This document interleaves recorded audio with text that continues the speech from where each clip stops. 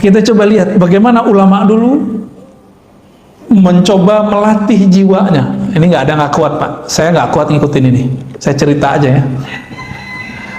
Imam Syarif Sakti 40 tahun menahan dirinya untuk tidak memakan atau mengkonsumsi sesuatu yang itu bersumber dari syahwatnya. 40 tahun Pak. Percaya karomah nggak? Percaya? Kalau ada orang zikirnya sudah istiqomah, tiba-tiba sejadahnya naik, percaya nggak? Percaya? Oke. Baru saya bacain Pak isinya. Kalau nggak percuma kita berceritain. Ya. Waruya rajulun jalisan fil hawa. Diperlihatkan satu waktu ada seseorang yang soleh, ketika dia berzikir sajadahnya naik. Jadi cerita sajadah naik bukan cerita 1001 malam doang. Aladin itu emang ada Pak kejadiannya, cuma bukan pakai om jin. Ya. Faqila lahu bima nilta hadza. Wahai tuan yang soleh, dengan amalan apa engkau bisa mendapatkan derajat sehingga kalau zikir badanmu langsung naik? Apa jawaban beliau? Taraktul hawa fakharra lil hawa. Mirip ya, taraktul hawa. Aku tinggalkan keinginan hawa nafsu, hawa. Fasakhara lil hawa. Lalu Allah kemudian menundukkan hawa. Hawa itu udara. Bisa melambung kayak avatar. Avatar Eng ya. Tuh pada nonton ya. Sama aja sama bocah-bocah ya. Ya emang begitu kita Pak. Kita terhibur dengan melihat yang sebenarnya imajinasi itu ada. Ya. Dulu saya punya seorang guru saya ini tinggal di rumah mertuanya, nggak kelihatan kerja, mertuanya marah, kesel sama dia, kayak jadi beban. Padahal banyak orang yang menghantarkan rezeki ke sana, ada yang berobat, ada yang minta doa, ada yang minta ngaji. Ini guru saya nggak pernah ninggalin sholat duha, tidak pernah ninggalin tahajud, setiap hari sholat tasbih. Ada yang setiap hari Pak sholat tasbih? Bawa tasbih aja enggak. Zikir pagi sore aja boro-boro. Ini tiap hari nih. Saya pernah ngikutin beliau waktu masih umur 12-13 tahun, sholat semalam 100 rakaat Pak, saya pernah ngikutin 100 rakaat. Untung ayatnya kuliah kulhu Pak, kalau enggak gempor juga kita ya. Di saat mertuanya bersuuzon, biasa orang kalau sudah umur agak tua kan kalau malam-malam bangun, jam 2 dia bangun mau buang air kecil, rumahnya rumah panggung, mau turun. Karena tempat zikir itu nggak ada bisa di kamar, dia zikir di belakang ruang tamu, masuk ruang tamu belakangnya. Ketika dibuka pintu oleh si mertua, dia lihat noleh kiri kanan, kaget. Pas ngeliat ke kanan, itu sajadah udah nyundul ke atas kepalanya. Jadi kepala orang yang duduk di atas sajadah. Pas dilihat siapa? Dikirain hantu Pak. Ternyata mantunya. Mau pingsan. Semenjak saat itu dia nggak berani lagi menyindir ya, ngata-ngatain. Di kampung saya itu kata-kata sindiran itu betul-betul dahsyat ya. Dunia kata-kata di sana tuh. Orang pinter ngomong di situ ya. Sampai dosen kita di salah satu kampus di Jakarta, saya tanya, Prof, kok nggak pulang kampung? Oh, nggak kuat, nggak tahan sama kritik orang kampung, katanya. Udah biasa di sini dicium tangan, ya kan, orang Jawa, orang Betawi, orang Sunda kan, jangankan guru ngaji, guru kimia aja dicium tangannya, ya kan? Tiba-tiba ada ustadz bilang cium tangan sama dengan menyembah guru, nisfus sujud. Dia nggak ngerti budaya, dia coba akal-akalin budaya orang dengan pemahaman yang dangkal. Nah ini yang kemudian jadi panutan orang hari ini. Nauzubillah min dzalik. Jadi ini kejadian Pak. Kejadian ada sejadah naik, tinggal dia jalanin aja tuh sejadah sebenarnya. Ya.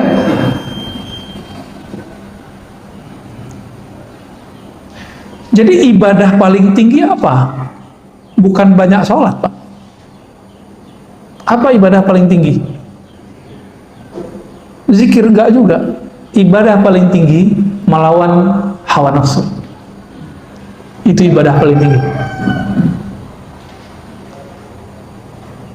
Kalau sudah sanggup sampai ke sana, maka ruhnya kemudian merdeka.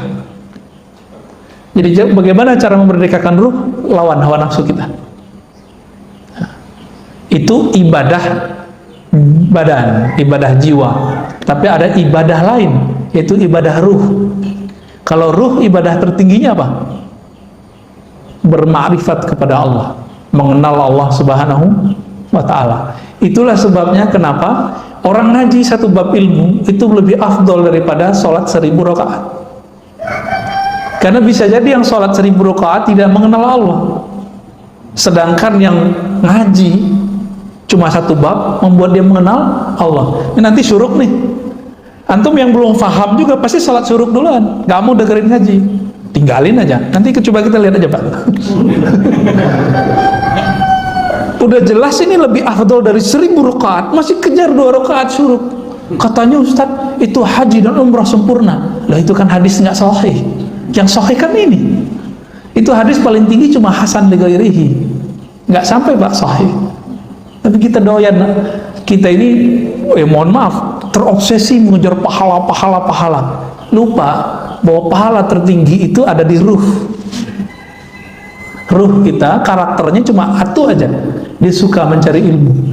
Bapak kalau nggak ada ruhnya bercahaya ini nggak akan berani duduk lama di masjid, pasti takut corona. Ya nggak? Tapi karena ruhnya itu kuat, kita dibentengi Allah Pak, tenang aja, Allah bentengi. Orang kalau nggak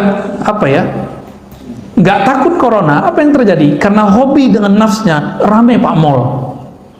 Malam tadi saya kan belum sempat tidur kecuali di mobil nih tadi, karena ada yang nganter pulang. Tahu-tahu udah nyampe aja di rumah jam 3:30 ya, jam 2:30 kita jalan dari Jakarta Timur dekat Bekasi, nyampe di rumah 3:30 ya. Itu aja tidurnya tadi tuh 1 jam ya, 1 jam kurang malah. Ketika saya tidak mengikuti gerakan ruh, saya malas loh Pak kesini.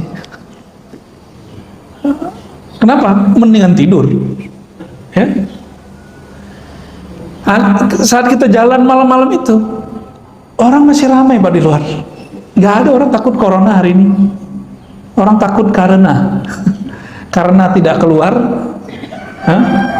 dia tidak bahagia. Jadi kehendak nafs aja bisa mengalahkan takut corona, masa kehendak ruh kalah? Tapi ya buktinya begitulah ya. Cuma ya masjid kita jangan penuh-penuh amat, ntar jadi ramai juga Pak. Udah begini-gini aja udah. Ya segitu-gitu udah cukup lah, alhamdulillah. Apa kata Imam Ibrahim Al-Khawas? Man taraka syahwatan falam yajid samarata tarkiha fi qalbihi fahuwa kadhib. Nah, orang yang mencoba meninggalkan salah satu kehendak nafsunya, tapi tidak ada efek rasa manis di dalam jiwanya, berarti dia masih belum sungguh-sungguh. Fahuwa kadzib. Contohnya nih, puasa terasa lelah, terasa jadi beban, berarti puasanya belum sungguh-sungguh. Kapan puasa terasa nikmat? Kalau sudah sungguh-sungguh. Ini Allah kenapa Pak kasih kita amalan puasa? Karena kalau nggak dikasih puasa, 1 teguk pertama waktu berbuka itu nggak akan pernah kita ingat. Jadi supaya kita menghargai 1 teguk itu, Allah suruh kita berpuasa dari terbit fajar sampai terbenam matahari.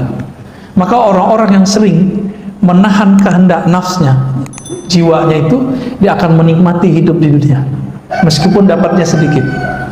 Tapi orang yang mengikuti, menuruti semua keinginannya, mau dikasih berapa aja nggak akan puas ya.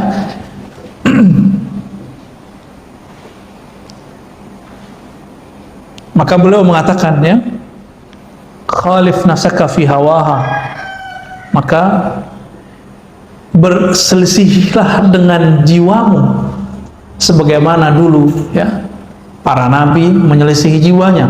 Jika tidak, maka seperti moyang kita, Nabi Adam itu tertarik mencicipi buah larangan itu kan karena Hawa, bukan Siti Hawa ya, Hawa besar.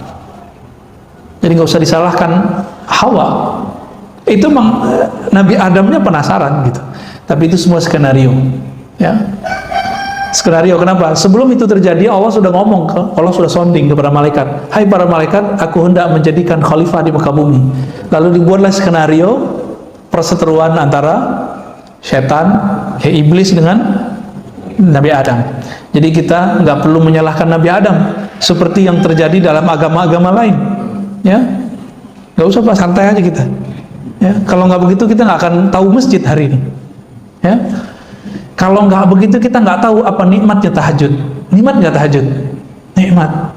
Nah, kalau yang udah ngerasain nikmat tahajud berarti udah berhasil meninggalkan nikmatnya tidur, syahwatnya tidur. Kurangi syahwatnya tidur, rasakan nikmatnya tahajud. Kurangi syahwat makan, rasakan nikmatnya makan. Ya. Kalau zikir itu enaknya mata dipejamkan atau dibuka? Dipejamkan.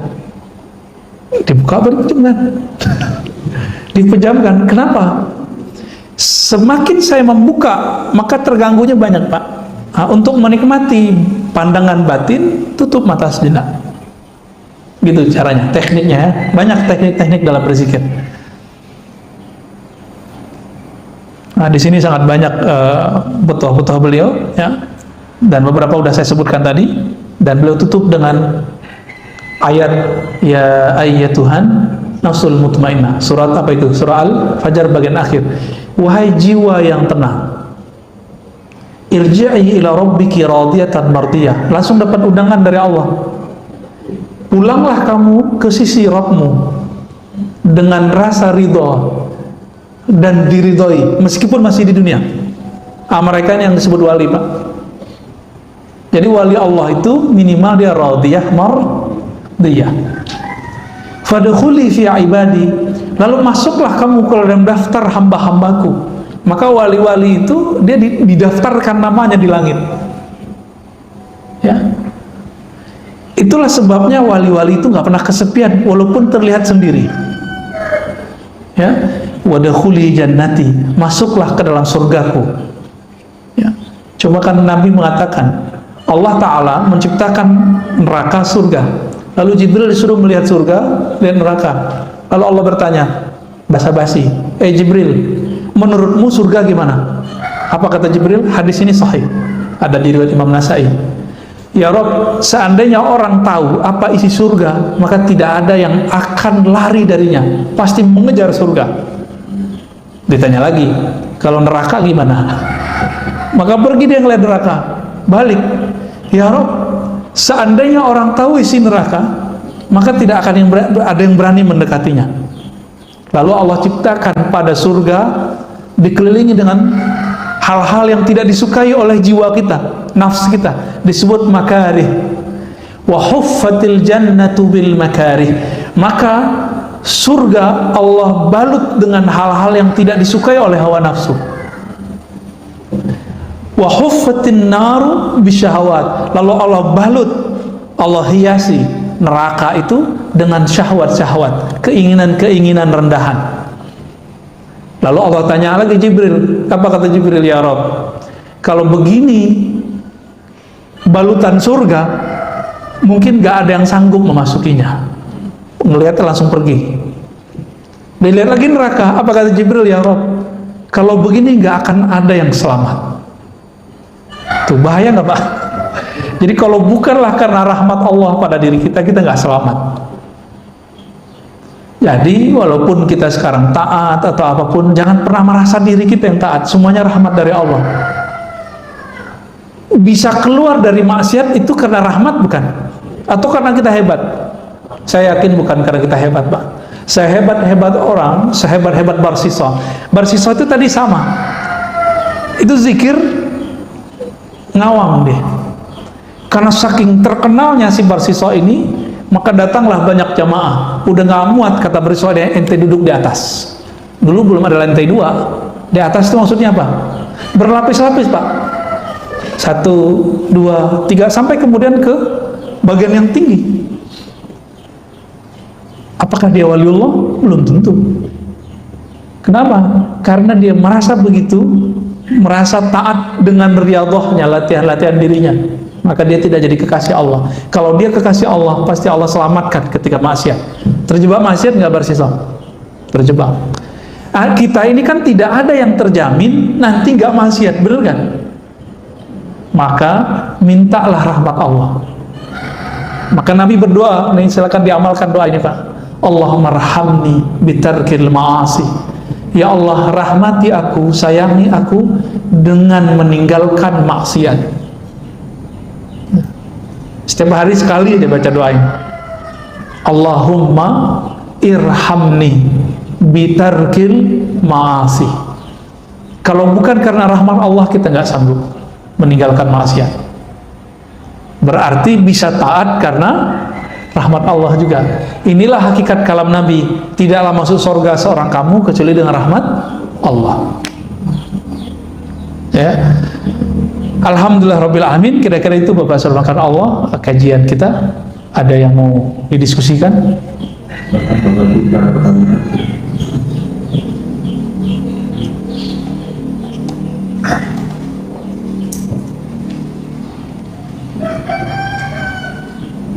Assalamualaikum warahmatullahi wabarakatuh. Assalamualaikum. Kan ada istilah yang tahu pagi itu adalah biasanya wajib.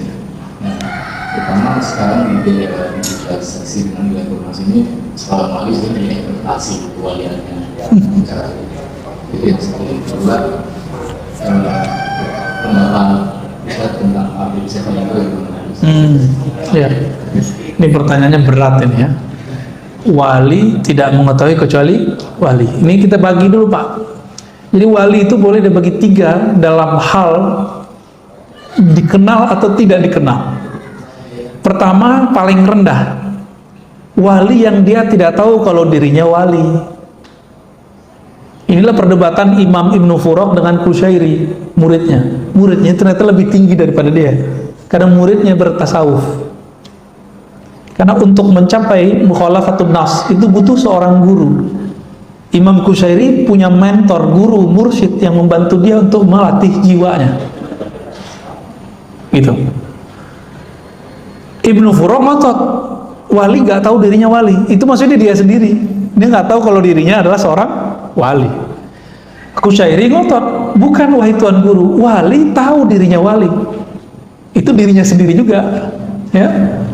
Masya Allah canggih amat di print segala ya. Baik. Yang kedua, wali yang sesama wali saling mengetahui. Itu yang antum tanyain tadi. Jadi sesama wali tahu, sesama jawara tahu ini jawara nih bukan ya. Sesama ahli keilmuan mengerti orang yang diajak ngomong ini ahli ilmu gitu. Maka wali juga sama. Wali ini kan ukurannya bukan pada penampilan, tapi pada ma'rifatullah. Dia kenal Allah seberapa. Karena wali itu diartikan kekasih Allah. Ya kalau bahasa ininya pacarnya Allah, kita kira begitulah. Tapi kan Allah nggak pacaran Pak. Ini bahasa biar mudah aja ya. Orang kalau udah sayang dengan sesuatu, dia akan mengenal seluk-beluknya. Si wali itu sangat mengenal nama dan sifat Allah dan seluk-beluk seputar nama dan sifat Allah. Maka disebutlah dia wali. Jadi bukan karena keramat, ya, bukan karena banyak jamaah, bukan karena air doanya mustajab, bukan. Tapi karena dia mengenal nama dan sifat Allah Subhanahu wa Ta'ala. Dan yang ketiga, wali yang dirinya tahu dia wali, tapi di luar sana tidak ada yang tahu dirinya wali kecuali Allah. Disebut dengan rijalul ghaib. Rijalul ghaib, udah rijal ghaib dia. Nah, wali-wali ini kalau ketahuan dia minta mati. Jadi kalau ada wali itu baru muncul mati, yaitu mungkin dia rijalul ghaib kali. Ya. Biasanya rijalul ghaib ini nggak punya murid, nggak ada muridnya Pak. Ya, urusan kolbunya dengan Allah Subhanahu wa Ta'ala. Nah, bagaimana dengan ekspos kewalian hari ini? Gak ada ekspos kewalian, ya gak ada. Kalau ada orang ekspos wali, ya wali murid kali ya. Yang ada itu orang mengekspos keramat, mengekspos gaya-gaya kewalian. Bukan wali, gimana mau eksposnya? Wali itu urusan hamba dengan Allah. Maka eksposnya hanya bisa kepada orang-orang yang mengenal Allah. Emang di YouTube siapa yang mengerti ini wali nggak wali? Yang nonton YouTube macam-macam, ya. Mau ada 1000 orang bilang, oh kita ini wali. Kalau Allah bilang enggak masuk. Walaupun ada 1 miliar orang tidak mengatakan kita wali, tapi Allah bilang, kamu waliku, jadi wali, Pak. Jadi itu bukan urusan jamaah. Dan wali tidak pernah diangkat oleh jamaah, Pak. Kecuali wali murid, ya. Wali kelas, itu SK-nya dari kepala sekolah tuh, wali kota, ya. Wali apa lagi, Pak? Wali santri, sama ya. Wali nikah, wah asik juga tuh. Baik. Bagaimana dengan Habib Syekhon ya? Habib Syekhon itu, jadi teman-teman, wali ini ada yang mencapai kewaliannya dengan cara suluk, thariqah. Berlatih, Allah angkat. Ini suluk namanya. Nah, orang begini biasanya jadi kiai mursyid. Tidak semua mursyid wali loh, Pak, ya. Kalau Habib Syekhon itu masuknya ke majzub. Nah, itu thariqah kedua. Jadi diangkat jadi wali karena Allah yang mengambilnya. Jadi dia ditarik, maka disebut majzub. Nyampe di Jawa majdub. Ya, yang benar majzub, ya, pakai za. Ditarik oleh Allah. Nah, orang-orang majzub ini setiap saat Allah memandang kalbunya dengan cinta. Dan orang ini kalau sudah begitu, maka muncullah kegirangan di kalbunya. Di saat itulah terjadi keanehan-keanehan. Tergantung nanti karakter nafsiyahnya gimana dulu. Barangkali Habib Syekhon maksud sana. Jadi jangan antum bilang beliau Habib gila, jangan. Itu buruk adab tuh. Yang bilang dia gila, saya khawatir ntar keturunannya ada yang gila.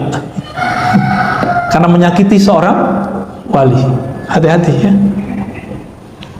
Itu Habib Syekhon. Sama dengan Habib Ja'far Allah yarham, sudah meninggal, Al-Kaf, ya.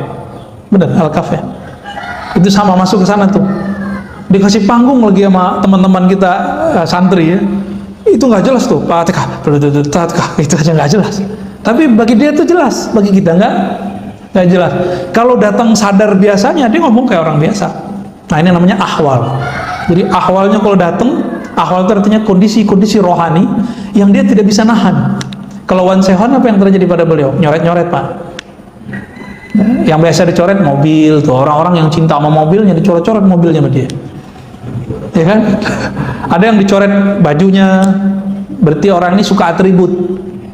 Jadi ada organisasi tertentu datang ke beliau, sowan, dicoret, Pak, simbol-simbolnya. Karena beliau tahu berhala di dalam kolbu orang ini adalah simbol-simbol itu. Ada yang berhalakan tadi apa? Mobil. Ada yang rumah. Rumahnya dapat dicoret-coret sama dia. Nah, itu kalau Habib Syekhon lagi datang ahwalnya. Ahwal itu nggak selalu buruk, ada yang baik. Ada saya ketemu wali, kalau datang ahwalnya dibelanja mulu. Kalau dia nggak begitu, Pak, bisa gawat, ya. Kalamnya nanti bisa kemana-mana. Ada yang diem aja, ya. Kalau datang ahwal dikunci pintu, dia diem aja. Ada juga begitu. Ya, wallahu ta'ala alam. Pertanyaannya yang Ustadz izin bertanya, bagaimana dari Bu Dewi Yespita, bagaimana cara melawan rasa ngantuk yang sangat kuat saat tahajud walaupun sudah berwudu berulang kali? Ya gimana nih? Tidurnya lebih awal. Betul, tidurnya lebih awal, itu satu. Yang kedua, kurangi karbo. Karena karbo itu isinya gula. Kalau dalam tubuh ini banyak gula, glukosa, kita bawaannya tidur terus. Coba mulai konsumsi sehat. Indonesia termasuk nomor 1 pada nomor 2 terbesar di dunia penyakit gula. Karena karbo, Pak. Jadi kalau bukan nggak makan nasi, nggak makan namanya. Coba itu dibuang deh, ya. Kalau nggak makan nasi, nggak makan, buang pikiran itu. Emang makan itu doang, ya? Kan bisa buah, ya kan? Bisa macam-macam. Itu nafsu yang ngomong itu, nafsu yang dijadikan tradisi, nafsu yang dijadikan doktrin. Nah, jangan ngomong begitu. Roti juga hati-hati loh, Pak, ya. Roti karbo tuh, jangan banyak-banyak, dikit aja. Dan yang ketiga, hindari maksiat batin. Maksiat batin paling bahaya, sombong, emosional. Nah, pengalaman saya, kalau saya emosi Pak siangnya, malamnya pasti telat bangun. Udah mepet-mepet ke subuh baru bangun. Itu berarti siangnya saya marahin anak saya, atau marahin istri saya Pak. Atau kesel sama tetangga mana gitu ya. Atau kita jalan, dibela orang, kita balas ngebel orang. Itu ngefek semua. Bukan masalah ngebelnya, tapi di sininya nggak beres. Karena di sini nggak beres, ruh kita kelelahan. Karena dia kelelahan, jiwa kita juga kecapean, dia butuh rehat, tidurnya jadi panjang. Maka kalau ngantuk, tidur aja, jangan dipaksain tahajud. Nanti pas ruku baca Fatihah lagi ya. Jadi cukup, jadi kalau yang begini nih, Bu Dewi Yespita dan mungkin teman-teman sebagian, sholat witir dulu sebelum tidur. Sampai nanti sudah jadi habit, baru nanti dipindahin ke akhir malam, jadi tahajud. Ya, agama kita nggak saklek kok, fleksibel. Khawatir nih nggak bisa witir sebelum tidur, udah habis isya setelah sholat sunat langsung witir, boleh. Salah satu guru saya namanya Syekh Ahmad Darwis, ahli hadis, habis isya dia langsung witir. Tapi isyanya lama Pak. Dia isya itu baca Quran 2 juz, 3 juz, kadang 5 juz. Langsung pada keok semua ya. Jadi saya nungguin gitu. Udah 3 juz, nggak selesai beliau. Ya, kalau kita juz alpukat, ada 1 juz tuh. Juz apa lagi? Juz mangga gitu ya. Apakah boleh sholat memejamkan mata karena rasanya bisa lebih khusyuk? Memejamkan mata tidak diatur dalam hadis Nabi, tidak juga dalam Al-Quran. Tapi masuk ke ranah fikih. Nah, ulama ahli fikih, karena mungkin ada kasus dulu di kalangan para santri, kalau dia pejamkan mata, lagi sujud nggak balik-balik Pak. Itu kan kejadian di pesantren. Saya kan 15 tahun Pak tinggal di pesantren, belajar dan mengajar. Itu santri, kalau dia merem, sujud nggak balik-balik. Sujud aja, kita udah assalamualaikum, dia masih sujud. Hakon Pak ya, kalau nggak percaya kita lihat. Anak bapak jangan-jangan yang pesantren begitu juga. Atau jangan-jangan bapak-bapak ini pernah begitu. Ya, pernah ngantuk pas Ramadan tuh subuh-subuh nggak balik-balik pas sujud. Ya, itu terjadi. Ya, jika memejamkan mata membuat tambah syahdu, tambah fokus, maka boleh memejamkan mata. Tapi jika memejamkan mata membuat pikiran kita kemana-mana, maka makruh. Itulah makruh hukumnya. Jadi jangan saklek. Yang paling lucu ada seorang syekh ya, saya nggak usah sebutnya. Bagi dia memejam mata meniru agama lain. Padahal ada hadisnya. Ya, ada hadisnya Nabi kalau ngajarin zikir Sayyidina Ali, salah satu riwayatnya ghammid ainaik, pejamlah matamu lalu bacalah nama Allah di qalbumu. Ada hadisnya. Jadi pejam mata itu bukan urusan menyerupai. Kita tahu hadis apa enggak, ya. Jadi boleh dengan syarat itu, makruh dengan syarat yang tadi, ya.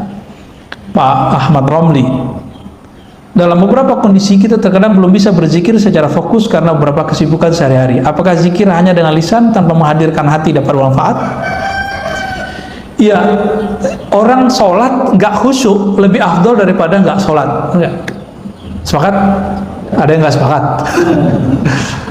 Orang zikir masih melayang-layang itu lebih utama daripada nggak zikir. Nah, Ibnu Athaillah itu berkali-kali ya, mengatakan, tetaplah zikir meskipun kamu masih lalai di kolbumu, karena siapa tahu nanti Allah akan turunkan kalimah di lisanmu jatuh ke dalam kolbumu. Kalau sudah jatuh ke kolbumu, Allah angkat derajatmu. Dari masuk ke kolbu, nanti Allah buat kita yaqzah, sadar hadir. Dibaca ini yang punya nama hadir terasa dalam diri kita. Begitu terus naik. Itu beliau ingatkan. Bagi Allah semuanya mudah. Ya, bagi kita yang susah karena kita mikirin pakai ini. Jalan ini Pak zikir. Cuma mesti berguru. Ya, kalau nggak berguru saya nggak jamin bener Pak. Takutnya setan nanti yang membimbing. Kita baca Fatihah aja ada gurunya. Baca Iqra ada gurunya nggak? Tilawati, qiraati. Nanti tamyiz ini terjemahan sama ustadz kita nanti ada gurunya. Masa untuk urusan alam rohani gak ada gurunya? Sombong amat. Ini yang paling lucu, paling repot. Udah kiai, udah profesor di kampus, kiai di pesantren, nggak mau punya mursyid. Bagi dia cukup saya baca kitab. Sombong ente. Ya. Imam Ghazali selevel Imam Ghazali itu masih butuh mursyid, Pak. Siapa nama mursyidnya? Abu Ali Al-Farmadi, untuk mengajarkan beliau cara berzikir kepada Allah. Padahal teknik zikir dia tahu semua, cuma teknik ini dia nggak tahu porsinya gimana, bagaimana cara penerapannya. Ketika ketemu Imam Abu Ali Al-Farmadi baru dia tahu caranya. 10 tahun dia berlatih dengan Imam Abu Ali Al-Farmadi, selevel Ghazali loh. Siapa hari ini profesor yang sehebat Ghazali? Ya, kata orang kan saya dokter nih, karena didaulat di kampus jadi dokter, diresmikan. Tapi sampai sekarang secuil kuku Ghazali pun saya belum, Pak. Potong nih rambut Ghazali belum sampai saya pada ke makom itu. Saking mulianya ilmu Imam Ghazali itu. Ya. Tapi hari ini orang banyak su'ul adab kepada beliau, cuma karena Imam Ghazali itu menukil beberapa hadis yang dhaif dan tidak sahih dalam Ihya, itu Imam Ghazali dikecengin. Ya, berani Pak, anak-anak muda baru tamat S1, baru gelar LC, SAG, sarjana alam gaib, ya. LC langsung ceramah, MA, doktor mending. Itu berani hari ini ngata-ngatain seorang Imam Ghazali. Dia nggak ngaca dia cuma ngikutin kata seorang fulan yang meneliti kitab Ghazali, dia kemudian ikut mengata-ngatai Imam Ghazali. Dia sendiri nggak meneliti kok. Saya 2006 masih S1 itu meneliti kitab Imam Ghazali itu. Ternyata nggak seperti yang diceritakan orang. Pas dia teliti, nggak nyampe 100 hadis palsunya, nggak nyampe 50 bahkan, ada sumbernya semua. Cuma si pengarang-pengarang setelah beliau nggak ketemu riwayat itu, ketemulah 300 hadis tidak ada sumber. Pengarang Imam Iraqi, Imam Subki, tapi belakangan kan enggak. Ya. Jadi tetap zikir lisan meskipun tidak hadir hatinya. Coba cari guru nanti bimbing antum insyaallah.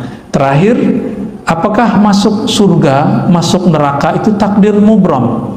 Mubram itu takdir yang tidak bisa dirubah. Enggak. Masuk surga, masuk neraka itu takdir mu'allaq, masih digantung oleh Allah, kehendak Allah. Tapi ingat, Allah punya hak yang unlimited, namanya jaiz.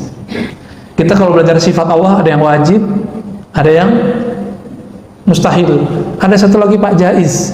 Jaiz ini meliputi semua nama-nama dan sifat Allah. Jadi Allah tidak ada yang boleh mensetirnya. Allah itu bebas. Nah, maka dikatakan dalam hadis yang Ibnu Mas'ud, ada orang beramal seperti amal ahli surga, tapi telah ditetapkan di sisi Allah dia beramal dengan ahli neraka, mati masuk neraka. Ibnu Daqiq Al-Id menemukan apa sebabnya, urusan kolbu. Jadi dia taat baru di zahirnya, belum taat sampai ke dalam kolbunya. Nah, kita meminta kepada Allah, semoga kita yang hadir pagi ini, yang mengikuti kajian ini, baik dekat ataupun jauh, termasuk orang-orang yang mampu mengendalikan hawa nafsu kita dan mendapatkan rahmat dari Allah. Pendosakah kita, taatkah kita? Semoga rahmat itu selalu bersamai. Amin ya rabbal alamin. Wassallallahu ala nabi Muhammad, subhanakallahumma wa bihamdika, asyhadu an la ilaha illa anta, astaghfiruka wa atubu ilaik. Wassallallahu ala nabi Muhammad walhamdulillahi rabbil alamin. Assalamualaikum warahmatullahi wabarakatuh. Alhamdulillah rabbil alamin. حمدا يوافي نعمه ويكافئ مزيده. أشهد أن لا إله إلا الله، أشهد أن محمدا عبده ورسوله. اللهم صل وسلم وبارك على سيدنا محمد، سيد الأولين والآخرين، سيد الكونين، وعلى آله وأصحابه ولبيته وذريته أجمعين، وبعد. اللهم بك أسبحنا وبك أمسينا وبك نحيا وبك نموت وإليك النشور. اللهم إنا نسألك خير هذا اليوم وخير ما فيه وخير ما بعده، ونعوذ بك من شر هذا اليوم وشر ما فيه وشر ما بعده. بسم الله الذي لا يضر مع اسمه شيء في الأرض ولا في السماء، السميع العليم. بسم الله الذي لا يضر مع اسمه شيء في الأرض ولا في السماء، السميع العليم. بسم الله الذي لا يضر مع اسمه شيء في الأرض ولا في السماء، السميع العليم. Baik Bapak Ibu Saudara yang makan Allah, kita masuk ke kajian hikam. Hikmah yang akan kita baca pada pagi ini mengenai kriteria guru rohani. Dalam bahasa ahli zikir disebut mursyid atau disebut murabbi. Ya. Kalau bahasa kita kiai, kiai rohani. Kiai banyak, tapi yang membimbing kita siapa? Ini yang disebut murabbi, ya, atau mursyid. Sebelumnya mari kita mulai kajian ini dengan keberkahan surah Al-Fatihah. Semoga Allah membuka hati ini, pikiran ini, dan kebaikan-kebaikan di bumi ini. Al-Fatihah. A'udzubillahi minasyaitonir rajim. Bismillahirrahmanirrahim.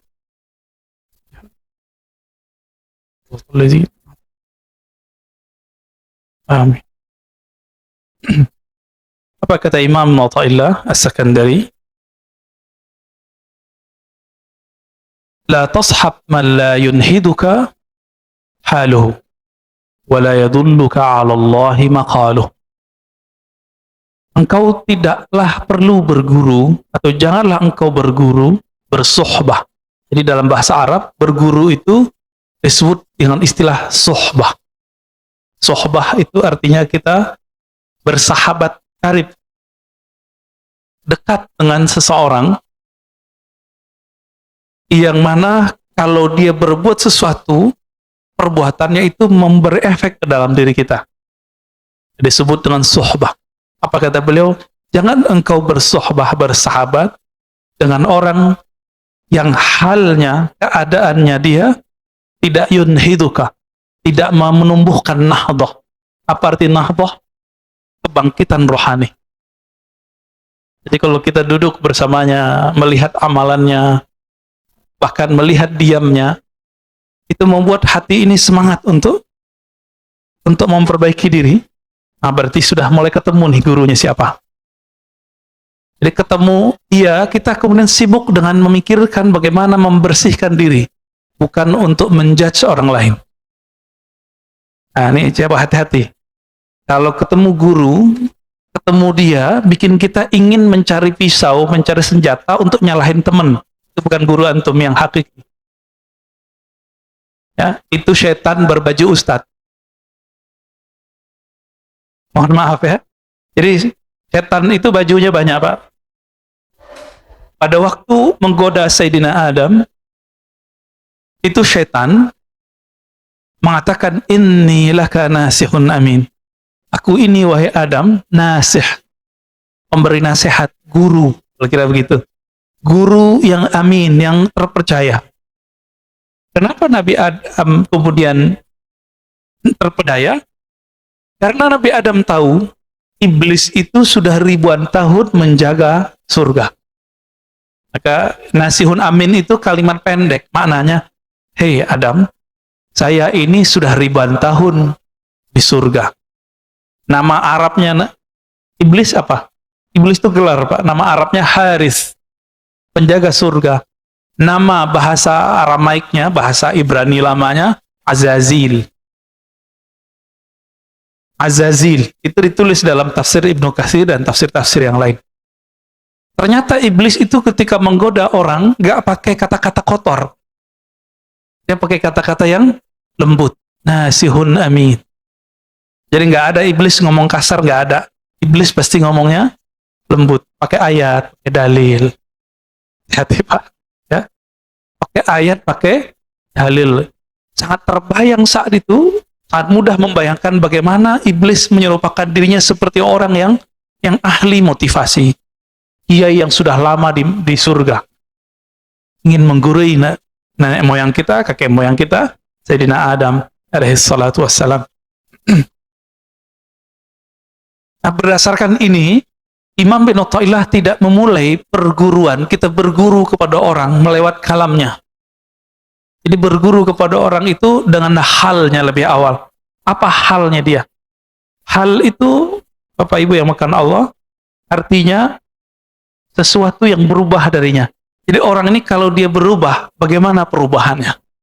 Apakah kalau dia berubah kondisinya, halnya dari duduk ke berdirinya, dari diam ke berbicaranya, membuat kita terkoneksi kepada Allah, semangat untuk beribadah, atau tidak? Dia kalau beramal sesuatu membuat kita terinspirasi untuk mengamalkannya atau tidak? Kalau iya, berarti dialah murabbi kita. Dialah mursyid kita. Gitu. La tashab man la yunhiduka haluh. Kamu tidak perlu berguru kepada orang yang halnya dia tidak membuat kamu bangkit.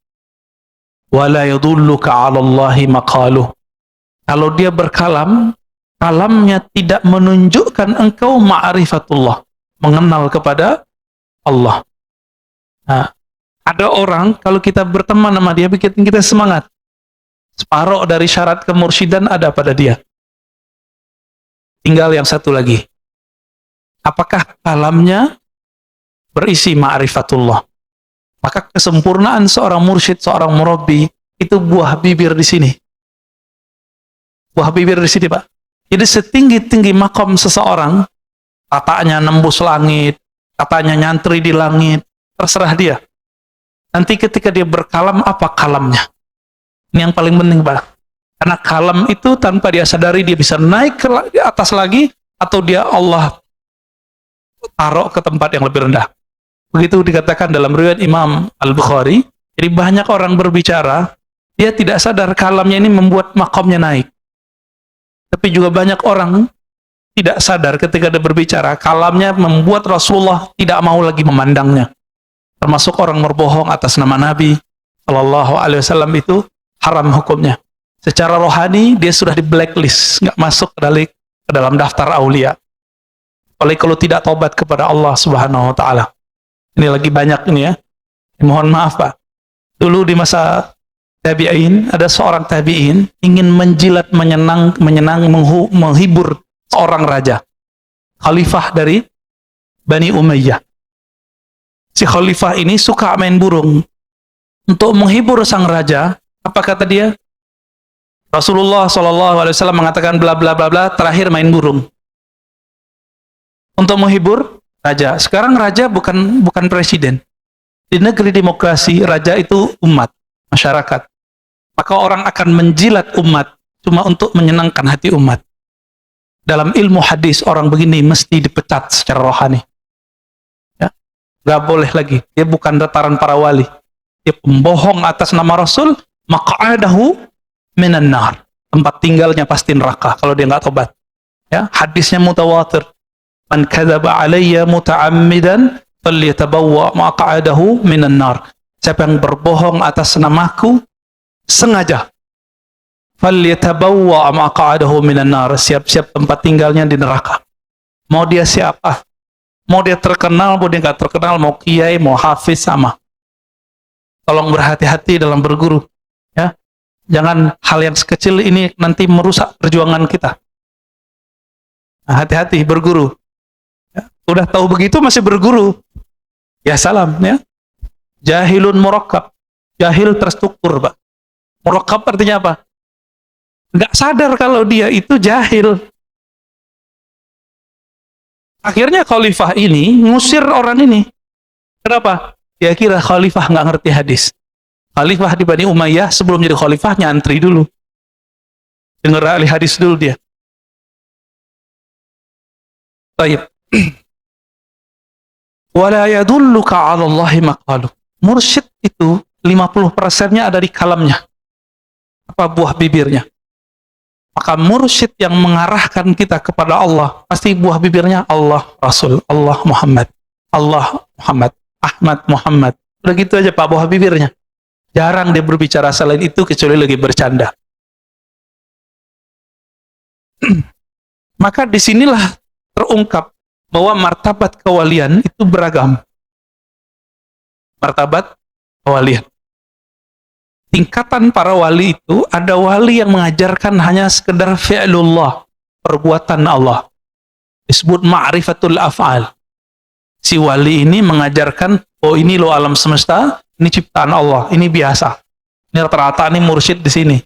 Guru-guru ngaji, ustadz-ustadz di sini nih. Kalau ada orang sakit, oh sabar ya, ini ujian dari Allah, itu mah biasa Pak. Ya. Tapi ada level 2, ma'rifatul asma. Guru yang sudah mengenal nama-nama Allah. Karena pintu menuju surganya Allah, pintu menuju taman-tamannya Allah adalah nama-namanya. Kita di dunia ini cari nama, Pak. Kenapa orang kuliah sampai doktor, sarjana S1, S2, udah doktor mau cari profesor, itu mau cari tambahan nama. Dari di depan namanya atau di belakang namanya ada tambahan. DR, DRS, DRA dulu ya. Teman-teman Pak Mirwan tuh masih ada Dr. Andes kan? Masih ya? Kirain udah enggak Pak. Dulu orang BA aja udah sangat bangga. Dulu orang SAG, sarjana alam gaib, itu udah bangganya bukan main, Pak. Tapi sekarang orang magister aja lewat, ya. Pengen nambah lagi dokter. Begitulah manusia gak puas-puas. Ya. Orang cari nama. Ada orang udah gak nyari nama gelar akademis. Sekarang dia nyari gelar rohani. Maka dalam dunia tarekat, ujian seorang murid adalah ingin mencari gelar kemursidan. Nah, ini ujian para salik. Ingin dapat ijazah dari gurunya supaya disebut sebagai mursyid. Nanti di depan namanya ada gelar syekh. Oh, itu berat itu, Pak. Jadi mencari nama itu betul-betul hobi kita. Kita cari nama. Mulai dari gelar. Nggak cukup di situ, di masyarakat orang mau cari gelar. Pak RT, Pak RW, itu gelar juga. Kiai. Nah, kiai ini kan terbagi dua. Ada kiai yang diberikan oleh guru, ada kiai yang diberikan oleh jamaah. Mana yang lebih tinggi, Pak? Jamaah apa guru? Yang ngerti ilmu itu jamaah apa guru? Jadi, kalau antum ini jadi ustadz, ditinggalin jamaah nggak usah sedih. Tapi kalau ditinggalin sama guru, kita bisa sedih, Pak. Paham sih itu? Kita ini beda sama jamaah nggak apa-apa, tapi jangan beda sama guru kita. Inilah perbedaan orang bersanad dengan tidak bersanad. Dia tidak takut dengan jamaahnya. Dia takut kalau ketemu gurunya, dia salah fatwa. Hari ini kita saksikan, orang takut sama jamaahnya. Orang takut sama umatnya. Akhirnya ngibulin umat. Berfatwa yang menyenangkan umat. Bukan berfatwa yang kemudian membuat guru-gurunya ridho. Kalau guru kita ridho, Rasulullah pun ridho. Kalau Rasulullah ridho, pasti Allah pun ridho. Ini yang saya sebut tadi. Jika dulu orang menjilat kepada raja-raja, karena dulu monarki di zaman Bani Umayyah. Sekarang raja itu rakyat, umat. Maka orang sekarang kan menjilat kepada umat, mencari popularitas. Takut ratingnya jatuh. Takut nggak dipanggil ustadz lagi. Takut nggak ngajar lagi. Maka dia berbohong atas nama Rasul, berbohong atas nama Allah Subhanahu wa taala. Naudzubillah min dzalik. Jadi hati-hati cari guru, jangan merusak rohani kita cuma karena kita berguru kepada orang seperti ini. Bapak Ibu rahmatkan Allah. Satu kali Nabi SAW ditanya mengenai man khairun nas. Di riwayat lain, man auliyaullah. Siapakah manusia terbaik? Siapakah wali-wali Allah? Apa kata Nabi? Yang orang-orang yang jika engkau pandang mereka, memandangnya, membuat kita teringat Allah Subhanahu wa taala. Berkumpul dengan mereka, berkalam-kalam dengan mereka, membuat hati kita terarah menuju Allah Subhanahu wa taala.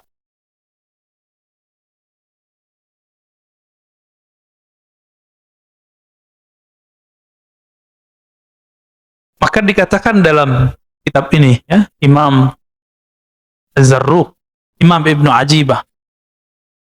Apa kata beliau ketika menjelaskan kata kalimat di hikam? Was-suhbah fit tariq amrun kabir.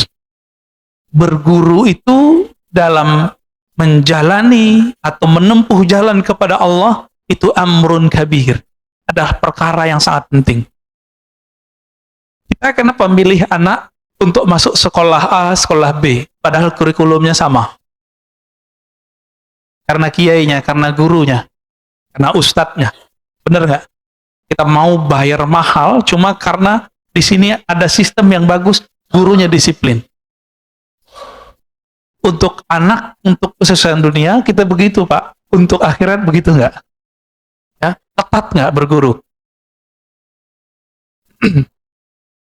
Inilah makna dari kalam beliau. Oleh karena itu muncullah suatu kalimat dari Abu Yazid Al-Bustami. Ini bukan hadis ya. Ini kalam ulama salafus saleh, wafat 261 Hijriah. Sezaman dengan Imam Muslim. Man la syaikha lahu fa syaikhuhu syaitan.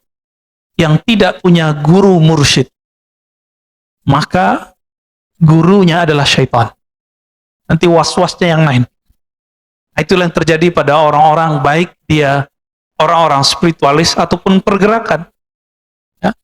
Kita udah punya pergerakan nih, harakah, tapi nggak punya murabbi rohani. Punya murabbi, tapi murabbinya pun tidak punya murabbi. Nggak nyambung kepada Rasulullah Shallallahu Alaihi Wasallam. Apa yang terjadi? Ya siap-siap saja. Was-was yang muncul adalah was-was syaitan. Dikira itu dari Allah, dikira dari Nabi, padahal dari syaitan. Kita sudah membahas di kitab Risalah Al-Qushairiyah. Setiap hari ada khatir, ada lintasan masuk ke dalam diri. Ada berapa banyak lintasan masuk ke dalam diri kita? Nah, ini belum saya sebutkan di Risalah Al-Qushairiyah. Ya. Dalam kitab Imam Al-Kattani disebutkan dalam kitabnya Khabi'atul Qaun. Jadi perbendaharaan alam. Setiap hari ada lintasan masuk ke dalam kalbu kita sebanyak 70.000. Lewat aja. Kadang masuk dengan sebab nonton TV, dengerin pengajian, melihat tetangga, melihat ada orang tengkar, melihat ada orang yang mesra, melihat ada orang maksiat, melihat ada orang taat, itu muncul cepat 70.000. Sedangkan jam kita cuma 24 jam. Ya tinggal dihitung Pak berapa detiknya itu. 70.000 masuk setiap hari. Kalau itu tidak dibarengi dengan cahaya kalbu, maka lintasan ini belum tentu dari Allah. Jika lintasan itu dari Allah, ciri-cirinya bertambah ma'rifatnya kepada Allah. Dia mengenal Allah lebih banyak. Nomor 2, jika itu berisi perintah kebaikan, maka dia dari malaikat. Jika itu bersumber dari diri kita, biasanya tumbuh syahwat. Jika bersumber dari syaitan, dari iblis, maka yang terjadi apa? Bertambah syak dan was-was. Bertambah sombong. Nah, ini tadi saya cerita tentang Nabi Adam. Nabi Adam yang goda siapa? Bukan setan Pak, langsung engkongnya. Siapa? Iblis. Namanya siapa tadi? Azazil. Bahasa Arabnya Harith. Tolong diingat. Syaitan ini setiap hari ngirim tentaranya sekitar 70.000 kepada orang-orang. Ini disebut bayangan-bayangannya atau tentara-tentaranya. Di Quran disebut junud. Tentara Allah, tentara syaitan. Ada 2. Jadi si Azazil ini, Bapak harus tahu, Azazil ini dulu bertirakat di surga. Sampai dia dekat kepada Allah dan memandang Allah, berkalam-kalam dengan Allah. Maka si iblis punya ma'rifatullah. Hati-hati. Si iblis punya ilmu ma'rifat, Pak. Iblis ini punya ilmu bagaimana cara menceritakan tentang Allah. Si iblis ini kemudian mempunyai 70.000 prajurit ring 1. Ini ring 1 kita sebut nih. 70.000. Ini ring 1 ini Bapak Ibu yang makan Allah, jika Azazil tugasnya menggoda para nabi, maka ring 1 ini tugasnya ngapain? Menggoda para wali. Jadi wali-wali Allah itu dikirimin kepada mereka kalam-kalam yang dulu didapat oleh Azazil waktu dia bertirakat di surga. Hati-hati Pak. Ya. Jadi tidak semua kalam-kalam rohani yang didapat oleh seseorang, meskipun itu tentang Allah, itu semuanya dari Allah. Siapa tahu dari iblis. Tapi yang dikatakan iblis benar nggak? Jika itu tentang bab hakikat, dia benar. Nih, coba kita bilangin, kita kasih tahu. Iblis pun nggak berani berbohong tentang hakikat, Pak. Nggak berani bohong. Jadi kalau dia cerita tentang keesaan Allah, keindahan Allah, itu dia nggak berani bohong. Maka ketika si tentara-tentara iblis ini, ring 1 ini turun kepada para wali, kalam yang didapat wali jika dia dapat ilham, itu persis sama seperti yang didapat dengan iblis. Persis sama. Kalau enggak, mana mungkin Nabi Adam bisa terpedaya? Mana mungkin seorang Barat Sisa itu bisa tergelincir? Enggak mungkin. Terus bagaimana caranya? Makanya kalimat belakang dari teks ini, wala yadulluka 'alallahi maqaluh. tidak mengajarkan kepada Allah tentang Allah kalamnya. Tentang Allah itu dibagi 4. Untuk fisik namanya hukum syariat. Untuk nafsiyah kita, jiwa kita namanya thariqah. Untuk pemahaman kita namanya haqiqah. Untuk keilmuan kita disebut dengan ma'rifah. Ini pembagian begini ulama kita yang bagi, Pak. Ya. Sebagaimana ahli fikih boleh membagi hukum, ahli hadis boleh membagi jenis-jenis hadis, maka ahli qalbu pun membagi supaya muridnya gampang memahami. Bagaimana? Kenapa saya sebut 4 tadi? Syariah, thariqah, apa tadi? Haqiqah, hakikat, ma'rifat. Si iblis bawa ma'rifat, Pak, paling ujung. Jadi semua orang beramal supaya dapat paling ujung ini. Iblis kan dulu sudah dapat ini dan dia simpan dalam memorinya. Dia kirimlah memori itu kepada tentaranya ring 1 tadi. Tentaranya ini datang kepada wali-wali, membisikkan hal yang sama. Cuma ingat, nomor 2, 3, dan 4, iblis bisa menyamar. Tapi nomor 1, yang paling bawah tadi apa? Syariat. Itu iblis nggak bisa nyamar, Pak. Iblis nggak bisa nyamar. Jadi setinggi-tinggi makom seorang wali, kiai, itu tetap testing awal dan akhirnya itu di syariat. Dan itu terlihat dari kalamnya. Maka gampang ngecek ini wali Allah atau wali setan. Nih mohon maaf nih, di antara wali-wali itu ada wali namanya wali sufi, karena dia soleh. Ada wali namanya malamatiyah. Malamatiyah ini wali, tapi tidak mau menunjukkan kesolehannya. Jika mereka ada di sisi kita, mereka itu ujian bagi kita, Pak. Mereka itu nguji Pak Mirwan. Sholatnya nanti khusyuk atau ingat orang itu. Nanti kalau Pak Mirwan ketemu, Pak, kita lagi sholat nih, depan masjid dia berisik. Dia nggak ikut sholat sama kita, padahal dia nanti sholat juga. Berisiknya bukan main. Dalam sholat, Pak Mirwan bilang, ini iblis ini. Laknat ente. Ada kalimat begitu, udah kemasukan iblis. Jadi orang-orang ini namanya wali malamatiyah. Apa arti malamatiyah? Adanya dia, itu nguji kita bakalan menghujat dia atau tidak, disebut malamatiyah. Suatu kali dulu ada, saya sering cerita ini ya, Quthaib Alban, murid dari Syekh Abdul Qadir Jailani. Ceritanya dinukil oleh Imam Izzuddin bin Abdus Salam dalam kitabnya Zubat. Apa kata beliau? Suatu kali Quthaib Alban, di saat orang sholat di masjid, seorang qadhi agung telah memimpin sholat. Tapi Quthaib Alban ini mirip-mirip kayak wali majzub. Siapa contohnya ya? Habib Syekhon lah ya. Bikin berisik di luar. Maka terganggulah orang dalam masjid. Hampir semua terganggu. Selesai sholat belum zikir, Assalamualaikum, Assalamualaikum, langsung orang ini berdiri, si imam ini, dan dia menerobos soft. Sekedar ingin jambangin, ingin kasih pengajaran kepada orang yang berisik di depan masjid. Apa kata si hakim yang jadi imam ini?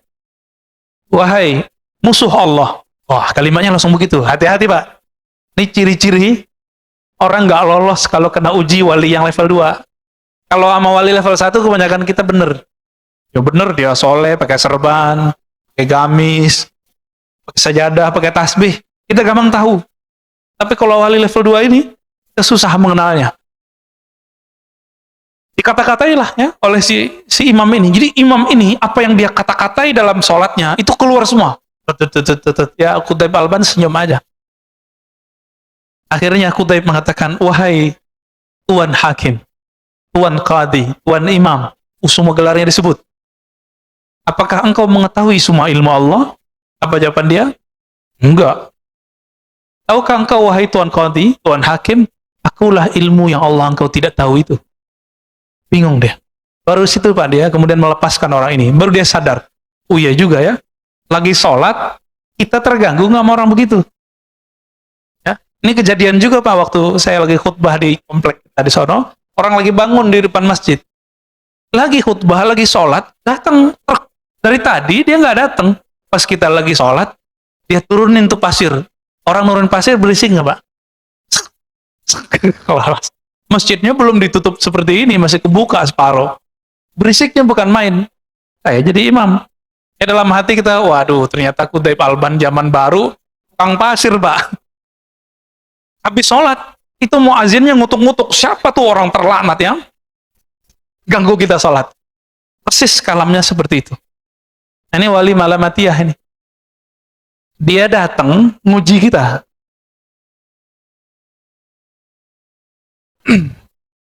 Tapi ada wali yang ketiga, wali setan. Ya, wali setan, hati-hati Pak. Alamnya ma'rifat, ma'rifat, ma'rifat, ma'rifat, ma'rifat. Diuji sedikit dengan syariat, dia kemudian menghindari. Wali itu kalau seandainya, ini mohon maaf, seandainya Bapak Ibu ketemu dia tidak sholat, belum tentu dia nggak sholat. Kalau wali bener ya. Kita ketemu dia kelihatan nggak sholat sama kita. Itu belum tentu dia nggak sholat, Pak. Gimana maksudnya? Ini seperti Kutaib Alban tadi.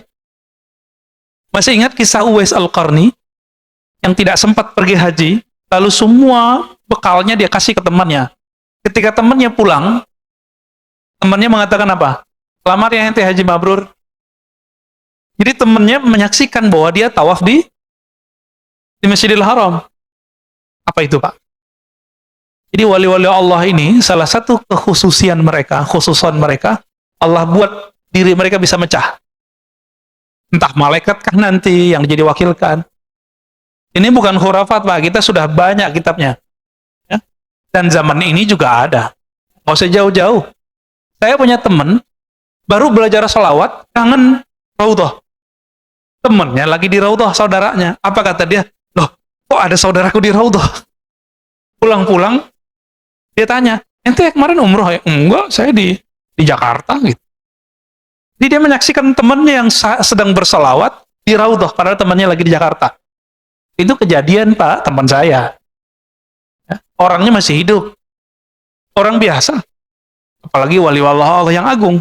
Cuma ini jangan jadi alasan juga Jumatan di Mekah. Ini jam Jumatannya beda. Kita Jumatan di sini, sono belum Jumatan. Ya, itu nggak alasan juga ya. Hanya wali-wali tertentu yang boleh kita sebut dia Jumatan di sono. Nabi Muhammad SAW ya, itu lebih banyak mukjizatnya atau lebih sedikit dari Nabi Yakub, Nabi Yusuf? Mana yang lebih banyak, Pak? Nabi Muhammad. Di saat Nabi Yusuf tergoda di Mesir, Nabi Yusuf yang ada di Mesir, ayahnya lagi di Yerusalem. Dia melihat ayahnya hadir, lalu ayahnya mukul dia pakai tongkat. Bapaknya di kampungnya, dia lagi di Mesir, udah puluhan tahun gak ketemu. Mau dipukul, rasa sama dia, padahal jaraknya jauh. Nah, ini ada, nanti silakan cari tafsir surah Nabi Yusuf di tafsir Ibnu Katsir. Ya, nanti ketemu. Bapak Ibu yang makan Allah, jadi wali-wali setan ini ngeceknya cuma satu, syariat. Dia nggak sholat nih, tapi dia mengingkari sholatnya. Jadi wali palsu itu mulai muncul kalam di lisannya. Perlu tuh sholat, berarti dia wali setan. Inilah hebatnya Imam Syafi'i. Apa kata Imam Syafi'i? Kalau ada orang tidak sholat, tapi tidak mengingkari kewajiban sholat, dia masih muslim. Saya baru paham, Pak, di situ. Beda sama muridnya. Imam Ahmad bin Hanbal, orang yang nggak sholat, dia kafir. Imam Syafi'i sudah melihat kenyataannya. Banyak orang yang tidak menunjukkan dirinya sholat, tapi dia tidak mengingkari sholat. Ya, beberapa tahun berikut dia tobat, menjadi wali Allah, jadi kekasih Allah. Ini perlu kita ketahui juga. Allah memilih walinya di dunia atau semenjak alam azali, Pak. Al-Qadim, Allah Qadim. Lalu ada alam sebelum waktu. Alam sebelum waktu disebut dengan azali. Apa namanya?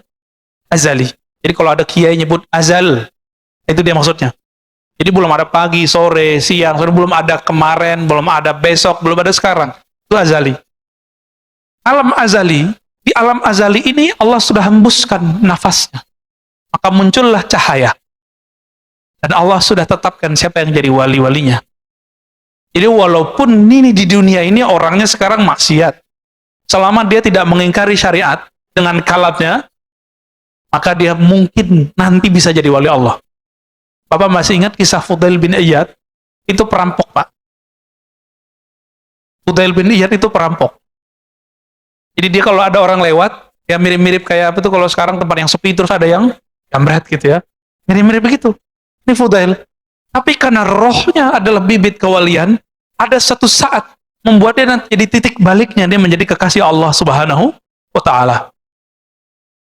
Junaid al-Baghdadi itu jadi kekasih Allah karena apa?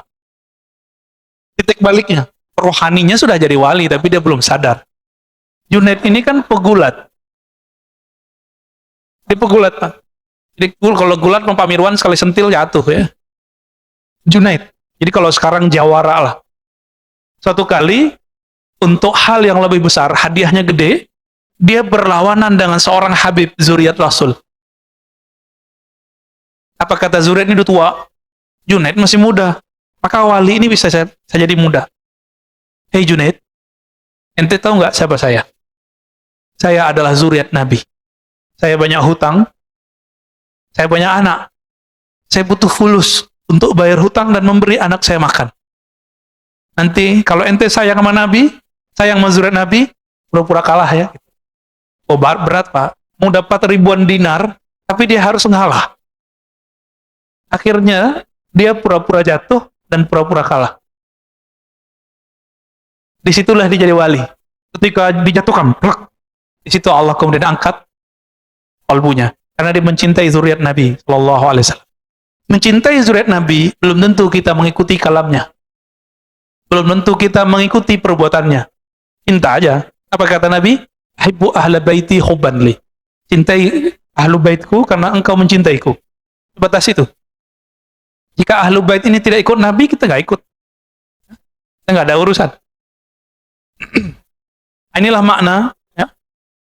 Man la syaikha lahu syekhu syaitan. Yang tidak berguru, gurunya syaitan.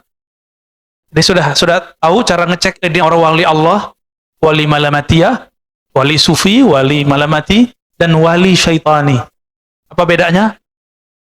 Dia ingkar syariat atau tidak? Dengan kalam, Pak. Ini di kalam, bukan di perbuatan, tapi di kalam. Jadi mau dia bermaksiat 70.000 kali setiap hari, selama dia tidak menghalalkan maksiatnya, dia bisa berbakat jadi wali. Tapi mau dia sholat 1000 rakaat, kalamnya kalam ma'rifat, setiap hari bermajelis dengan Allah, tapi dia bilang sholat tidak wajib, yang halal haram. Udah, Pak, itu wali setan.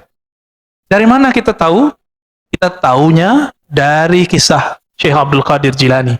Datang kepadanya setan berupa cahaya, setan yang ring satu tadi, membawa ma'rifat iblis, ma'rifat iblisiyah, dengan semua kalam-kalam yang mirip dengan kalam yang didapat oleh para nabi dan para wali yang lain. Tapi di ujung, jadi ini berhari-hari, bahkan bertahun-tahun, Syekh Abdul Qadir Jilani dapat kalam-kalam rohani, isinya ma'rifat. Itu dia terima, iya. Ketika si yang punya kalam ini mengatakan, tahukah engkau, wahai Abdul Qadir Jilani, semenjak detik ini, semua yang haram halal bagimu. Langsung Syekh Abdul Qadir Jilani senyum. Iblis nih. Iblis ring satu. Tapi Imam Junaid ditanya, mungkinkah seorang wali berselingkuh? Mungkinkah seorang wali bermaksiat? Mungkinkah seorang wali terjebak korupsi? Mungkin. Selama dia tidak menghalalkan itu. Selama dia tidak menghalalkan itu. Itulah rahasianya. Kenapa pembohong atas nama Rasul langsung tempatnya di neraka, Pak? Karena di kalam. Di kalam ini penting sekali.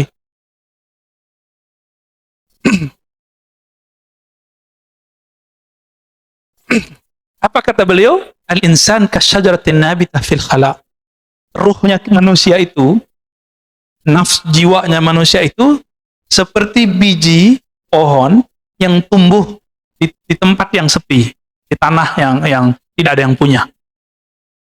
Kalau dia tidak punya guru, ibarat si biji itu kemudian tidak dipindahkan ke tempat yang bagus, lalu tidak dipupuk, tidak dirawat, tidak dipotong rumput-rumput yang ada di sekitarnya, tidak digemburin tanahnya. Kira-kira kalau itu padi, kalau itu jagung, jagungnya berbuah, ada isinya nggak? Kosong. Pernah ngelihat ada jagung tumbuh isinya kosong? Ya. Apa kata beliau? Seorang murid jika tidak berguru seperti tadi jagung tadi, jika tidak dipindahkan sedari kecil ke tempat yang baik, lalu dikasih pupuk, ya dijaga segala macam, dijaga airnya, dijaga panasnya, maka dia akan tumbuh seperti tumbuhnya jagung, buahnya tidak berisi. Dia berzikir tapi hampa, dia sholat tapi tidak khusyuk, dia berilmu tapi tidak ada ma'rifat, dia berilmu tapi tidak ada adab, dia berilmu tapi tambah sombong. Ini dia ciri-ciri orang yang belajar sendiri. Sombong, ternyata buahnya kosong. Hati-hati Pak. Ada juga orang yang dirawat, tapi dipetik sebelum mateng. Nah, ini ada lagi nih kasusnya. Dia sudah dirawat, tapi nggak sabaran. Dia dipetik sebelum mateng. Kalau pisang dipetik sebelum mateng, gimana Pak? Kira-kira begitulah. Inilah yang terjadi. Cuma bisa disubstitusi. Dipotong-potong dan kasih garam, lumayan enak juga. Ya, cuma segitu doang Pak. Nah, inilah yang disebut talbisu iblis, garam-garam ini. Dia belum matang kok, dipaksain. Cuma kalau dia udah matang, ini tidak ada akhirnya. Nikmatnya bikin candu. Inilah orang yang berguru, kalau dapat zikir, zikirnya akan bikin lazah di sini. Ada kelezatan luar biasa dalam hati. Tapi lezat ini terserah Allah, kapan Allah mau kasih. Tapi sekali dikasih kelezatan, kita mau cari terus kelezatan itu. Itulah sebabnya kita mau antri di rumah makan yang enak. Kenapa? Kita nggak sabar. Ini lidah sejempol Pak lidah kita, itu bisa memperbudak orang mau antri. Benar kan?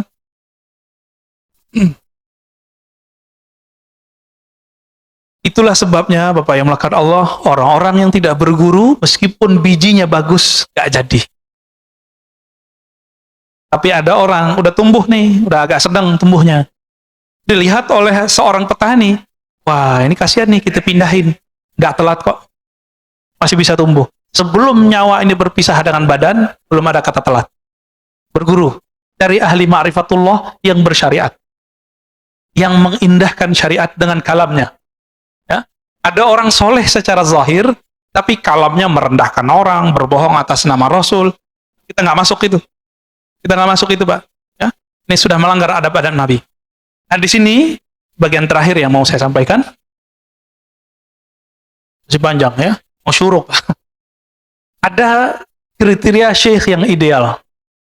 Mau cari guru yang ideal, ini dilengkapi di sini oleh Imam Ibnu Ajibah mensyarah kitab Hikam. Ilmun sahih. Pertama, ilmunya harus sahih. Itu yang tadi saya katakan. Ilmu yang sahih itu ma'rifatnya tidak membuat dia membatalkan syariat. Ya. Sekarang kebalikan, antum punya guru kebalikannya. Dia syariatnya bagus tapi dia membatalkan ilmu hakikat. Banyak hari ini? Banyak.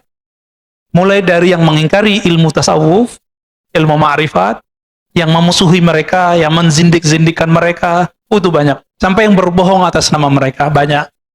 Itu sama semua tuh. Gimana Pak? Jangan-jangan kita berguru sama mereka nih. Ya? Ini syariatnya oke, jadi ilmu syariatnya bagus, tapi ilmu hakikat dia batalkan.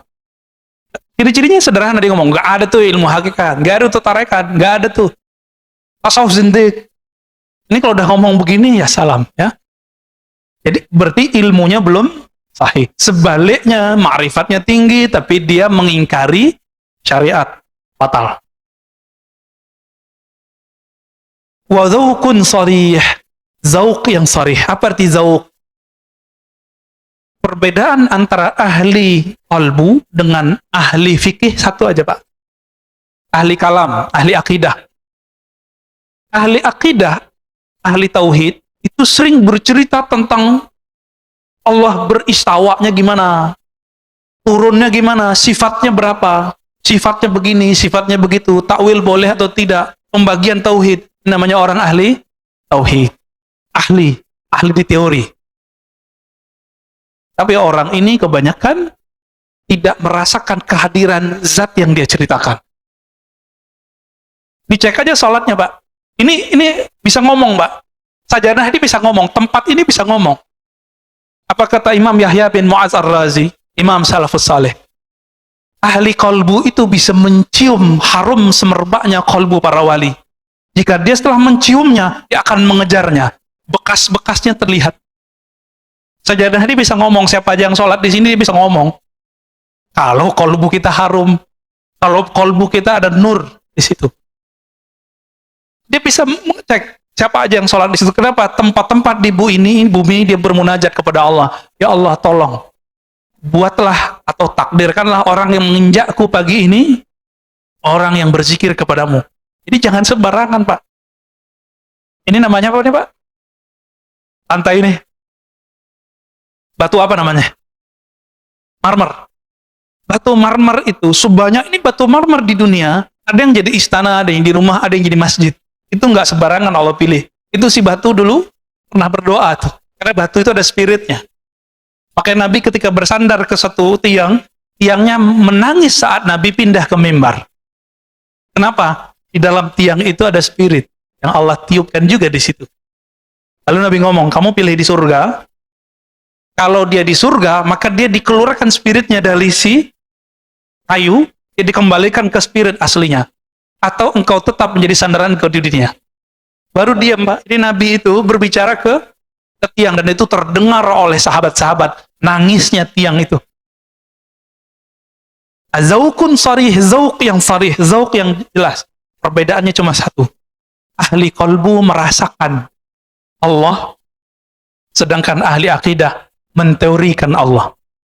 Nah, di bab teori ini banyaklah orang salah menyalahkan, ya. Seorang ustadz mengatakan apa? Akidah Asy'ariyah, orang belajar sifat 20 sesat. Banyak, Pak. Alhamdulillah masjid ini beberapa tahun yang lalu sudah berhasil mengkat orang ini tidak ngajar lagi di sini. Tempat berjibaku juga, ya. Alhamdulillah. Ya. Itu guru-guru Bapak semua di kampung dulu, kiai-kiai kita di kampung itu dianggap sesat sama dia. Dia minta ngaji di sini, tapi giliran pengajian kita dia nggak mau hadir. Ya kan? Nah, ini problem ini. Di zauknya nggak sorry. Cerita tentang Allah, tapi nggak merasakan. Ya. Dalam sholatnya dia membayangkan dia mau ngomong apa. Ya. Menyiapkan materi, mau diceramah apa. Orang-orang ini zauknya tidak sorry.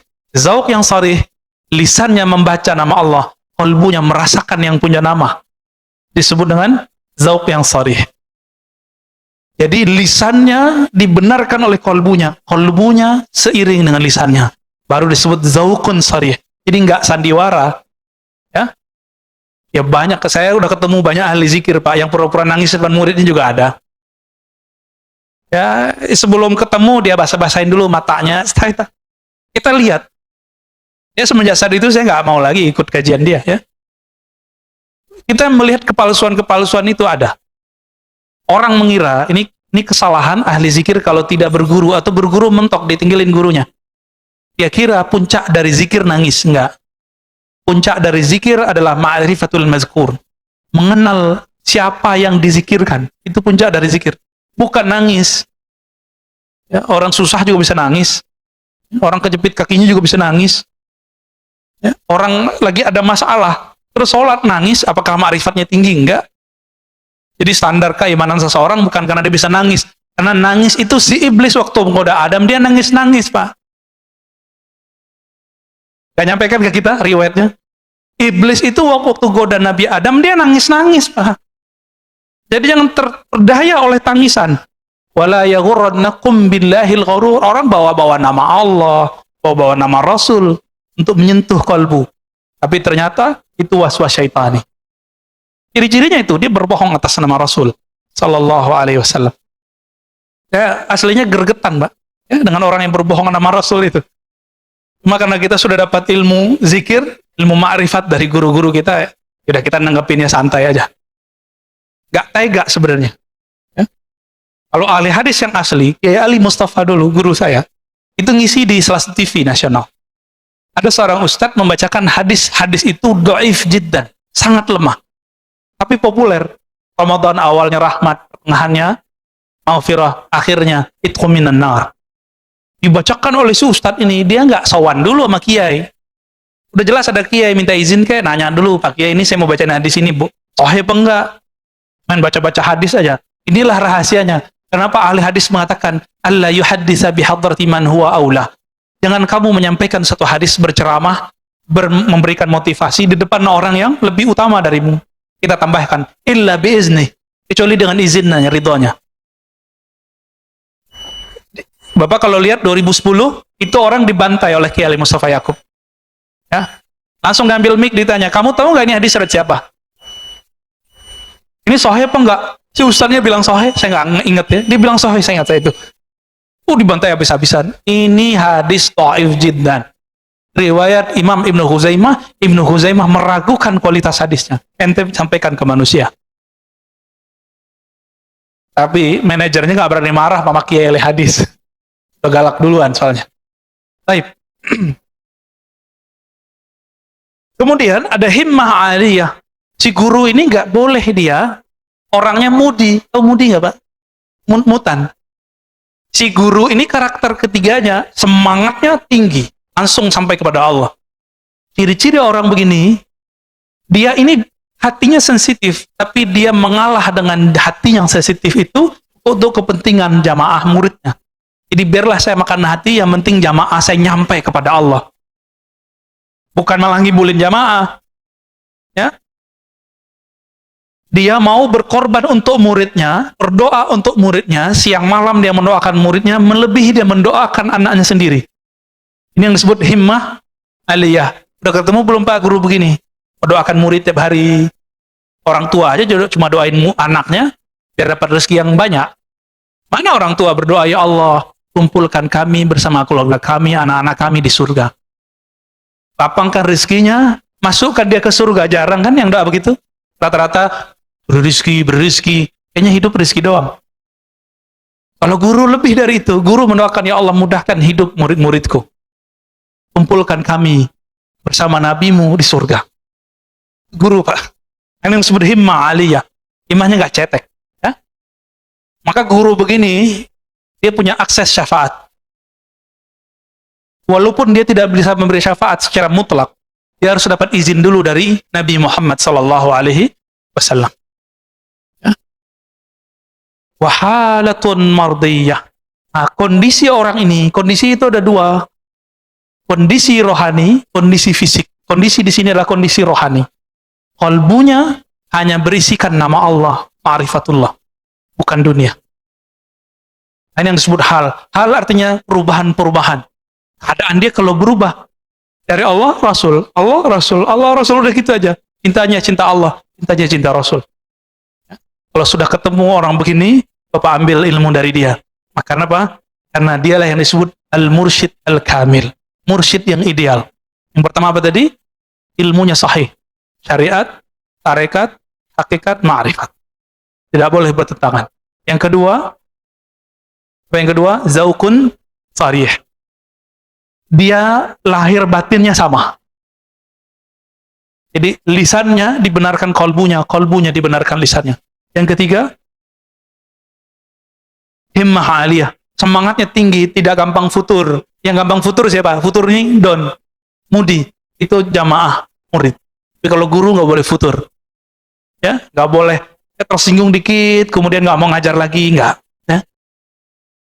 Yang keempat, Pak Mirwan senyum-senyum, kayaknya ada yang kena nih ya. Yang keempat, halnya mardiyah. Jadi dia kalau berubah, perubahannya selalu mengarah kepada ridho Allah Subhanahu wa taala. Semoga kita bertemu dengan mereka, semoga kita menjadi murid-murid mereka. Amin ya rabbal alamin.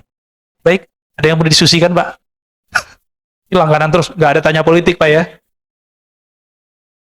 Ya, betul.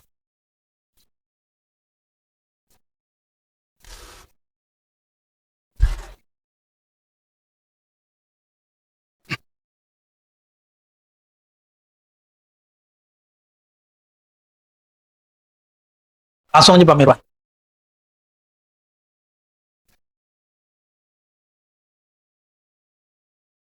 Itu nggak sabar ini. Assalamualaikum warahmatullahi wabarakatuh. Waalaikumsalam warahmatullahi wabarakatuh. Pak Ustadz tadi katakan bahwa hadis yang mengatakan sepertiga waktu Ramadan tadi itu kan dhaif.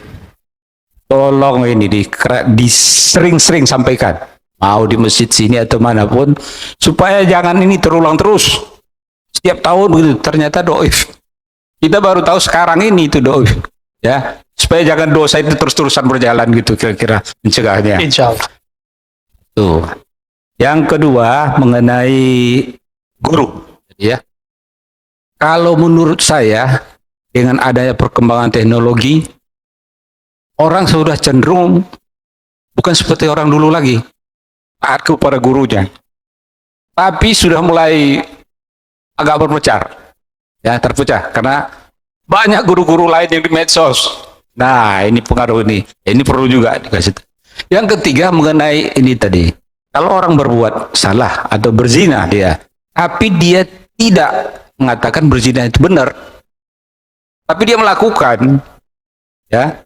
Nah, apakah ini yang dimaksud yang Ustaz sampaikan tadi, bahwa dia itu sebenarnya bisa saja nanti di akhir hidupnya dia menjadi wali? Kalau saya melihatnya begitu dia sudah melakukan, berarti salah dia, gitu kan? Biarpun dia tidak menyatakan itu salah secara lisan, tapi secara perbuatan dia sudah melakukan itu. Demikian. Assalamualaikum warahmatullahi wabarakatuh. Orang itu mengira jalan menuju Allah itu cuma lewat taat. Tapi Bapak coba, udah bertahun-tahun taat, sholat tahajud nangis nggak? Antum sholat tahajud, langsung nangis bisa nggak? Belum tentu, saya jamin belum tentu. Paling kantuk-kantuk. Tapi kalau orang yang taat ini, dia merasa taat, akhirnya merasa suci, Pak. Jika Allah sayang sama dia, berarti dia kekasih Allah dong. Allah celupkan dia sesekali ke dalam zulumatil maksiyah, zulumatil zunub. Allah celupkan dia sesekali kepada kegelapan maksiat. Ketika dia dicelupkan sekali, dia merasa dirinya kotor, lebih kotor dari semua pemaksiat di bumi. Disitulah dia jadi wali Allah, Pak. Bukan berarti dia menghalalkan perbuatan maksiatnya, mau itu korupsi, meninggalkan sholat, mau apapun selain syirik, ya. Yang nggak mungkin jadi wali itu musyrik doang, nggak mungkin bisa jadi wali. Orang musyrik, syirik terbagi dua, ada zahir, ada batin. Syiriknya batin itu namanya ria. Ria ini yang masalah. Riaknya jamaah ingin dilihat sholat, tapi riaknya ustadz lebih ganas, Pak.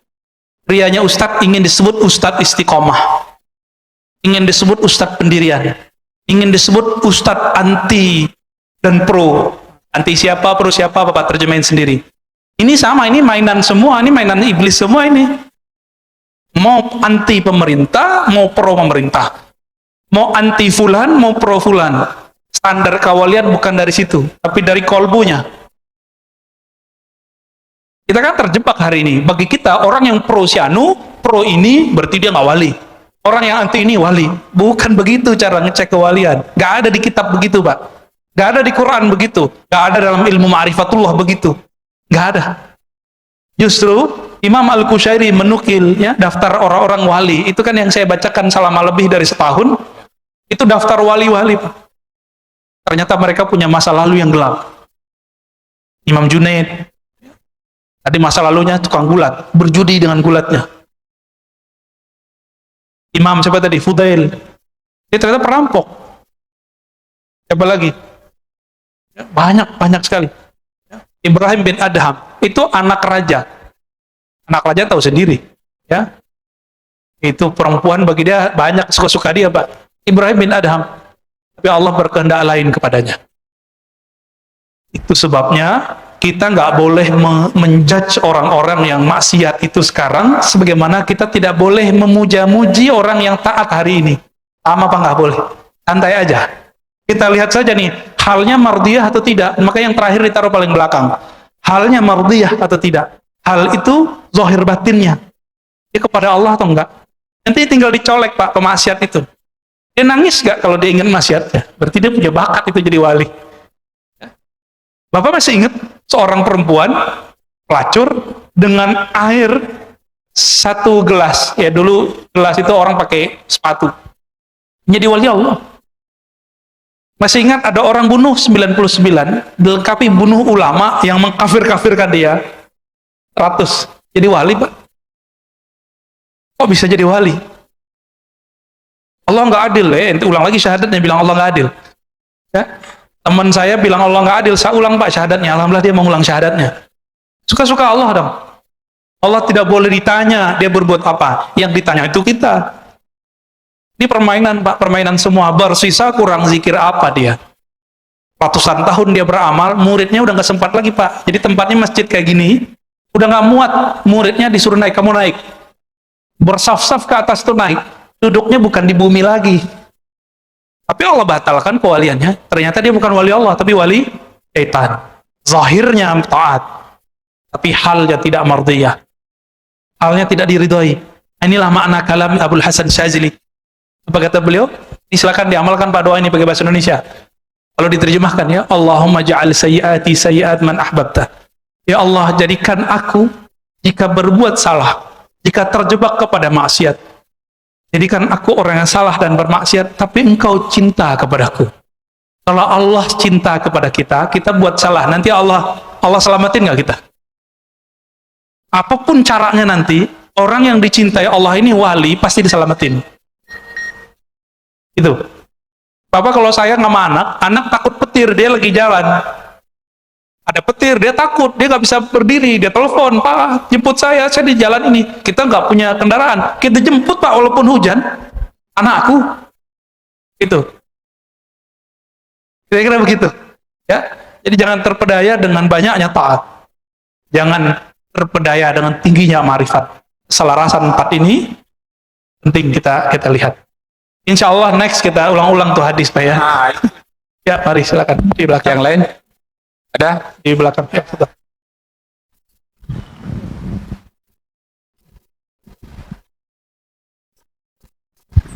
Assalamualaikum Pak Ustadz. Waalaikumsalam warahmatullah.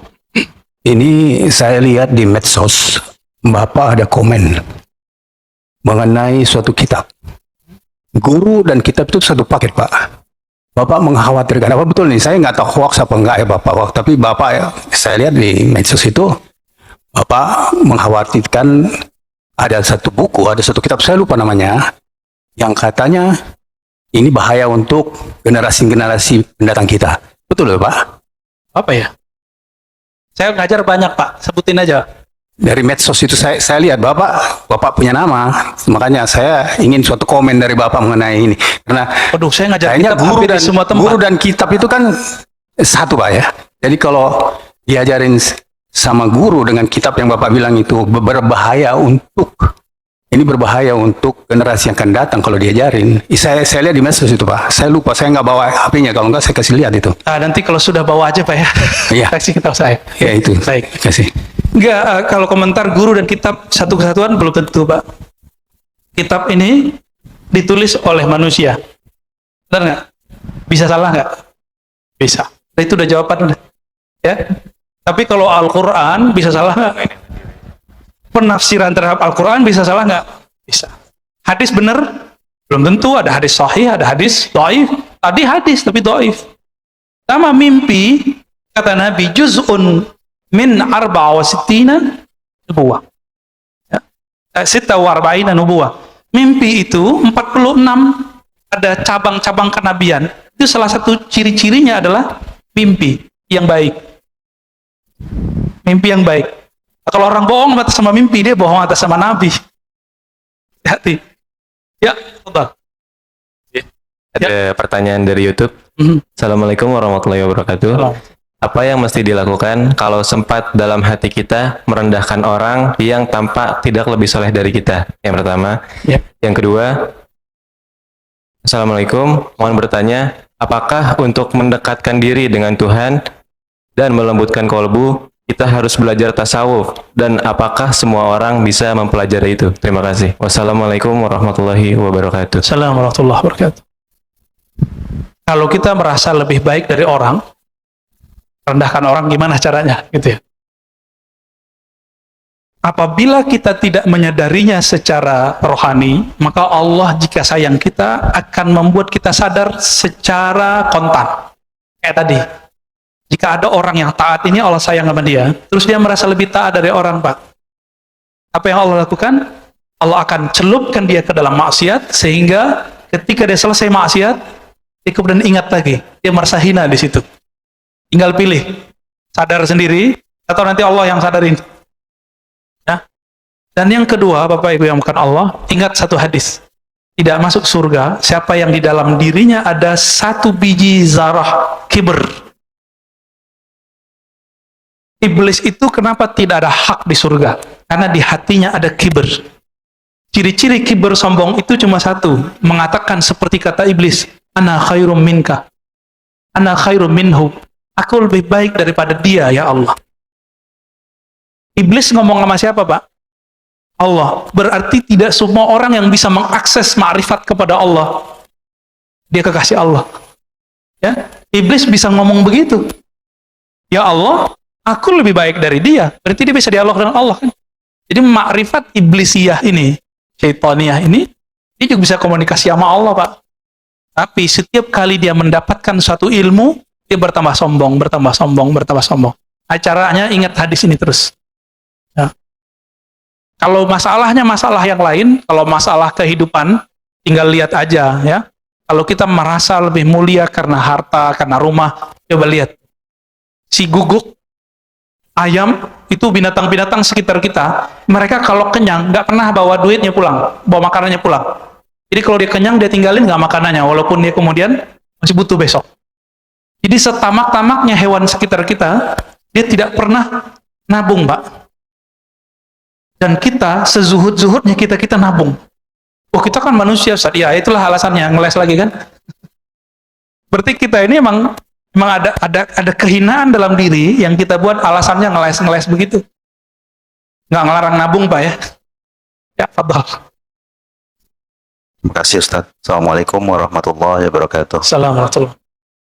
Ustaz, mohon penjelasan. Tadi ada apa namanya?